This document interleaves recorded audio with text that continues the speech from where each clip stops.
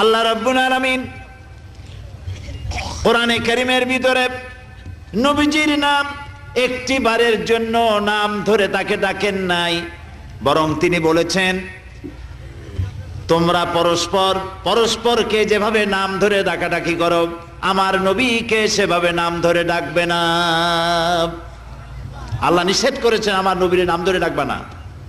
সুবহানাল্লাহি ওয়া বিহামদিহি।